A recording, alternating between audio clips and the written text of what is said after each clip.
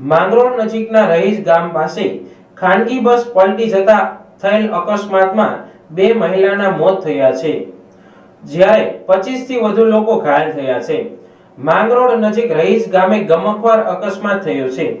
Porbandar Somnath coastal highway પર રહીજ ગામ પાસે યાત્રાળુઓની ભરેલી બસ પલટી ગઈ હતી, જે ગંભીર અકસ્માતમાં બે મહિલાના મોત થયા છે.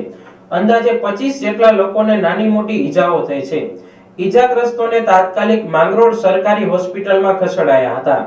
ગંભીર રીતે ઘાયલો પૈકીના 19 થી વધારે લોકોને વધુ સારવાર માટે જૂનાગઢ રેફર કરવામાં આવ્યા છે. આ ઘટનાને પગલે આ વિસ્તારમાં હડકંપ મચી ગયો હતો. પોલીસ અને ઇમરજન્સી ટીમ ઘટના સ્થળે પહોંચી ગઈ હતી. પ્રાપ્ત થતી વિગત મુજબ રોડ ઉપર રોજડું આડું પડતા એક મોટરસાયકલ ચાલકને પણ ઈજા થઈ હતી. તે દરમિયાન આ યાત્રાળુઓની ખાનગી બસ ત્યાં પહોંચી જતા બાઇક ચાલકને બચાવવા જતા દ્વારકાથી સોમનાથ જતી ખાનગી બસ પલટી મારી જતા અકસ્માત સર્જાયો હતો. મોટાભાગની મહિલા યાત્રાળુઓની આ બસ ભાવનગરથી દ્વારકા દર્શન કરવા માટે નીકળી હતી. દ્વારકાથી પરત ફરતા માંગરોળ નજીક અકસ્માત સર્જાયો હતો. માંગરોળ પોલીસે ઘટના સ્થળે પહોંચીને વધુ તપાસ હાથ ધરી છે. મારું નામ ડૉક્ટર સમીર શામોદર. હું અહીંયા મેડિકલ ઓફિસર છું CHC માંગરોળમાં.